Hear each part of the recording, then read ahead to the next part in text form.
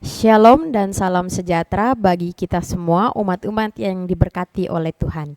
Kita akan mendengarkan ringkasan pelajaran sekolah Sabat, namun sebelumnya marilah kita bersama-sama berdoa. Ya Tuhan Allah yang Maha Baik, terima kasih karena pimpinan Tuhan hingga saat ini. Kami akan mendengarkan ringkasan pelajaran sekolah Sabat. Melalui ringkasan pelajaran sekolah Sabat ini, kiranya Roh Kudus-Mu selalu menjadi bagian dalam hati dan pikiran kami sehingga kami dapat mengerti dan mengaplikasikannya dalam kehidupan kami. Terima kasih ya Tuhan, di dalam nama Tuhan Yesus kami sudah berdoa, amin. Pelajaran sekolah Sabat kita di hari Minggu, ya pelajaran ke-14, berjudul Kita Diberkati di Dalam Kristus. Bapak Ibu yang diberkati oleh Tuhan, senang sekali ya kalau kita mendapatkan berkat, pasti semuanya merasakan senang sekali. Nah, Bapak Ibu umat-umat yang percaya, kita diberkati di dalam Kristus. Amin. Dan sebagai ayatnya, saya ambil ayat inti kita pada sepanjang pelajaran sekolah Sabat, yaitu Efesus 2 ayat 8-10. Saya rindu membacakannya. Sebab karena kasih karunia kamu diselamatkan oleh iman. Itu bukan hasil usahamu, tetapi pemberian Allah. Itu bukan hasil pekerjaanmu. Jangan ada orang yang memegahkan diri, karena kita ini buatan Allah, diciptakan dalam Kristus Yesus untuk melakukan pekerjaan baik yang dipersiapkan Allah sebelumnya. Ia mau supaya kita hidup di dalamnya. Bapak Ibu, Tuhan mau supaya kita hidup di dalam Tuhan, dan pastinya hidup di dalam Tuhan kita selalu mendapatkan akan berkat-berkat Tuhan.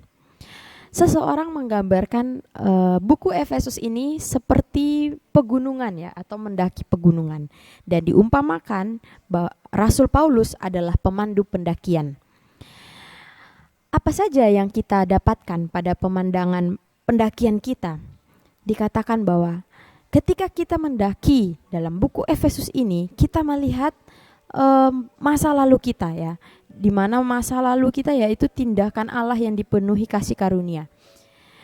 Dan juga kita melihat bagaimana sebelum Allah menjadikan dunia ini, kita telah dipilih oleh Allah. Luar biasa Bapak Ibu, masa lalu atau kekekalan di masa lalu.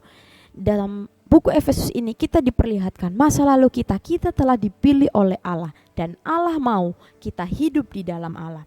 Masa sekarang ini ya, dikatakan bahwa kita dapat yakin di masa sekarang ini, kita dapat yakin bahwa keselamatan yang berpusat pada Kristus yang kita pegang itu sangat atau menjadi bagian yang penting dari rencana Allah yang menjangkau luas untuk penebusan segala sesuatu. Allah memiliki rencana yang indah untuk kita di masa sekarang. Apa rencana yang indahnya? Yaitu rencana keselamatan. Keselamatan ketika kali yang akan datang waktunya, bahwa kita akan bersama-sama diselamatkan oleh Yesus. Bapak Ibu, jika Bapak Ibu dan saudara-saudara sekalian sudah pernah mendaki ya, atau mendaki sebuah gunung, maka ketika kita berada di puncak gunung, apa yang kita rasakan?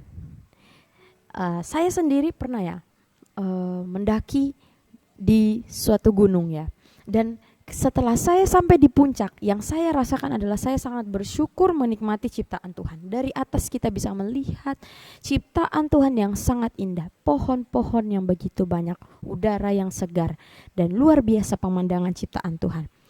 Untuk itu, ketika kita berada di puncak, yang kita rasakan adalah ucapan syukur ya. Kita mengucap syukur kepada Tuhan melalui buku Efesus ini, sehingga Paulus pun mengucap syukur kepada Allah ketika ia berdoa agar orang percaya dapat mengalami keselamatan yang telah Allah rencanakan bagi mereka. Kita bersyukur karena sebelum dunia dijadikan Allah memilih kita. Kita juga bersyukur bahwa saat sekarang ini Allah mempunyai rencana keselamatan untuk kita. Baiklah, kita selalu bersyukur dan berdoa kepada Tuhan agar kita dapat sama-sama mengerjakan rencana keselamatan Tuhan. Bukan saja kita yang nanti akan selamat, tetapi kita juga dapat membawa kabar baik ini kepada orang-orang yang belum mengetahui rencana keselamatan Tuhan. Demikianlah firman Tuhan, ringkasan pelajaran sekolah Sabat hari Minggu ini. Kiranya Tuhan memberkati kita semua. Amin.